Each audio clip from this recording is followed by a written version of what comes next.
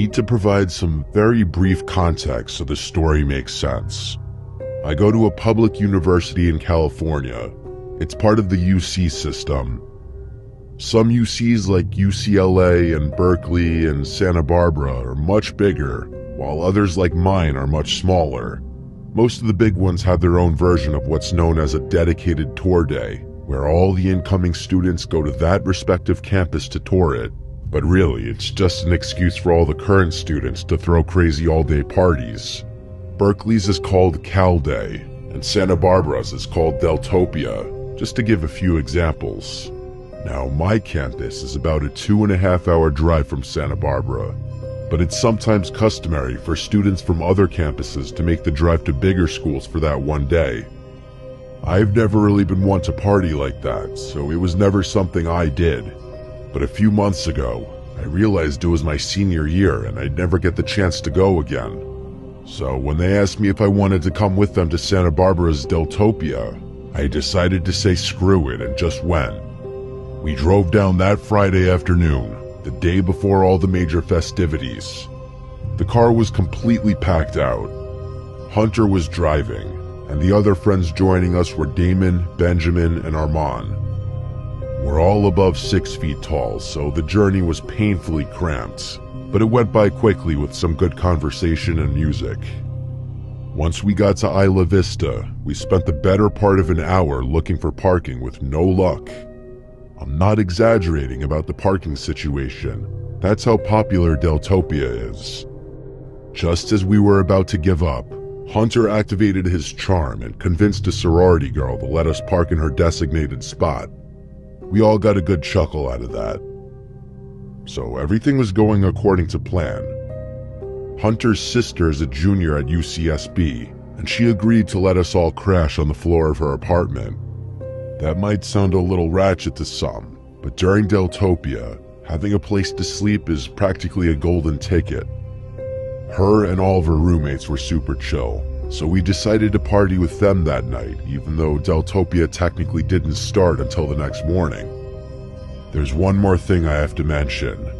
Hunter is a really friendly guy, and because of that, a ton of people know him. He has this one friend named Amir who's a little problematic. I'm using the word friend pretty generously here. Amir is one of those guys who clings to social circles without ever really being a part of them. He's insecure, loud, oblivious, constantly seeking validation, and somehow makes every conversation about himself. And before you call me out for gossiping, Amir has done a lot of messed up stuff to my friends and I in the past, so I've earned the right. Amir had mentioned to Hunter a while back that he was also going to Deltopia. There was never any real conversation about where he'd be staying or who he was going with. He wasn't part of our plan, and none of us had brought him up on the drive down. About an hour after the crew settled into Hunter's sister's place, we decided to make an alcohol run for ourselves and her roommates. As the 5 of us were leaving the liquor store with our purchases, who do we see but Amir, just standing there on the curb with his hands in his pockets. No one said anything. We just kept walking towards the apartment, and he sort of fell in step with us like he'd been there the entire time. The first thing out of Amir's mouth once we were a few blocks away from the store was, "Why are you guys so surprised to see me?" Was this kid brain dead? Of course we were surprised to see him. There was never any plan to meet up with Amir, let alone hang out with him. And as far as any of us knew, Hunter hadn't even told him where we were staying. We all kind of ignored him and just kept walking, unsure of how this was going to play out. Things immediately escalated once we got back to the apartment. Amir asked if he could use the bathroom at our apartment, and then ran ahead of us when Hunter reluctantly agreed. When Hunter's sister answered the door, Amir walked right up to her and said, "I'm staying here," before stepping past her without waiting for a response. She obviously didn't know who Amir was, but just assumed he was part of our group. When Hunter realized Amir had lied to his sister, he was livid. I could go into extreme detail about what happened first, but here's all you need to know. Hunter told him straight up he had to leave, that he wasn't welcome there, and that lying to his sister was crossing a line. Amir didn't go quietly. He stood outside the door for another 20 minutes, trying to argue his way back in. Hunter's not the guy you want to mess around with, so Amir eventually took the hint and left. We got wasted after that, and admittedly, Amir was all any of us could talk about. We realized later that night that Hunter had been sharing his iPhone location with Amir, meaning Amir had stalked us to the apartment. But anyway, the next day was a blast. Deltopia certainly lived up to the hype. Most of the shenanigans were done by late afternoon, so we met up with 5 of our other friends, and the 10 of us found ourselves chilling back at Hunter's sister's apartment. We filled the rest of the guys in about the Amir situation, and they found it just as odd as we did. One of our other friends, Rylan, said he was pretty sure he had Amir's location. He immediately checked it, and his jaw actually dropped. He turned the phone towards us, and I swear to God, the little blue dot was showing up basically on top of us. As soon as we mentioned it though, the dot started moving away quickly, like Amir had been spying on us from a car and was now driving away. It was bizarre. Him showing up a second time was borderline psychotic, especially after Hunter had explained to him why he wasn't welcome there. We probably should have taken the whole thing more seriously than we did. That behavior was extreme, even for Amir. Instead, we all just laughed about his weird obsessiveness and continued partying. That night, after we had all crashed, I woke up randomly sometime well after midnight. I barely had time to process my surroundings when I heard glass shattering from somewhere deeper in the apartment. I shot up off the floor, looking around to see if anyone else was awake. No one was, probably because everyone had gone to sleep completely wasted. I realized pretty quickly that no one else had heard it, and if someone had broken in, I was the only one who could do anything about it. I didn't have a weapon or anything, so I just grabbed an empty wine bottle off the floor, took a deep breath, and started creeping toward the noise. My heart was pounding. When I entered the living room, I saw the sliding door that led to the balcony had been completely shattered. A huge rock sat in the middle of the floor, surrounded by glinting shards of glass. I didn't need convincing. I knew Amir was behind it. I went to go wake my friends up, when, out of the corner of my eye, I saw a closet door handle jiggle a little. I froze, more scared than I had been just moments before. I didn't think Amir had the guts to go beyond destroying property, and the thought that he had broken into the apartment terrified me. I was just about to yank the closet door open, when my better judgment forced me not to. Instead, I snuck back to the bedroom, woke Hunter up, and told him to back me up. The 2 of us walked towards the living room, but by the time we got there, the closet door was wide open. I looked around frantically, but I didn't see him. That's when Hunter reached into the closet and pulled out this massive kitchen knife. I stared in shock. Amir had literally been standing behind the door with a knife, probably intending to injure me. He could have literally ended my life had I opened that closet door. That was the most horrifying moment of my life. Hunter and I woke the rest of the house up, and we did a sweep to be 100% sure that Amir was nowhere in the apartment. We obviously got the police involved, but all that really came of that was just getting a police report. They told us property tends to get destroyed during Deltopia, and we were one of the many victims. Before you ask, Amir had stopped sharing his location with Rylan, so we couldn't even show the police that.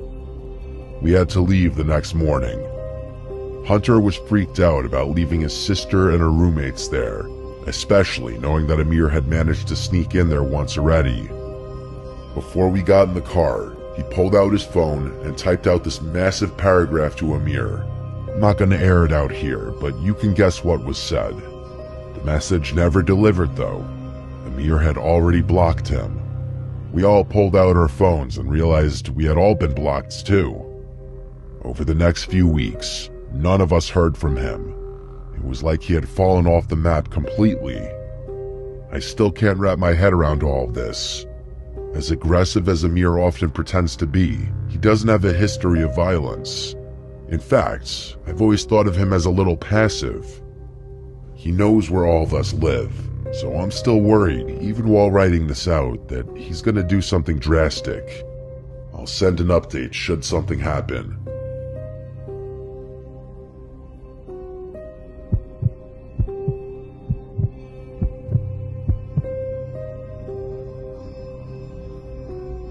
My name is Arthi.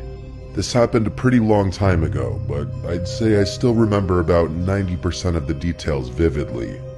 It was late April 1996. I was fresh out of basic training and I had just been assigned to an airbase as a communications specialist in San Angelo, Texas. Being stationed in Texas was great for me. I'm originally from Mississippi, and part of the reason I enlisted in the first place was to get as far away from home as possible. I was 24 years old at the time. My closest friends on base were a guy named Seabass and a girl named Kay. I've since lost touch with them, but back then the three of us were inseparable. It was a warm weekend, sometime in early April, when Seabass proposed taking a road trip to Austin for the day to experience a change of scenery. Kay and I were also getting sick of the base life monotony, so we agreed. Kay offered to drive, so we packed her SUV with our stuff and hit the road that same afternoon. About an hour into the drive, we were on a mostly empty stretch of highway when Seabass spoke up. He asked us if we had seen the car behind us pull up from the shoulder right after we had passed. I looked back and saw a dark-colored Tahoe or something similar trailing us at a steady distance. I hadn't seen it pull off the shoulder, but being as we were on the highway, it wasn't exactly the weirdest thing. But then Kay changed lanes just to see, and the SUV followed. She did it again a minute later, and again, it mirrored her move. I was confused at first, but then a minute later the SUV put its lights on, and everything made sense. We were getting pulled over by an undercover cop. Kay pulled over, and I watched as the cop pulled over behind us. I'm a pretty observant person. Processing information quickly is something I was quite literally trained to do, so I instantly realized something was off. The guy who stepped out didn't look like any cop I'd ever seen. He was wearing all black tactical gear, but nothing on him that said police. The only thing even remotely official looking about his uniform was a patch on his arm that said something I couldn't read. He didn't behave like a normal officer either. Instead of approaching Kay's window, he stood behind the car like he was waiting for something. I watched him a little while longer and realized he wasn't just standing behind the car, but was actively analyzing it. He was looking through the rear window like he was trying to see the stuff we packed.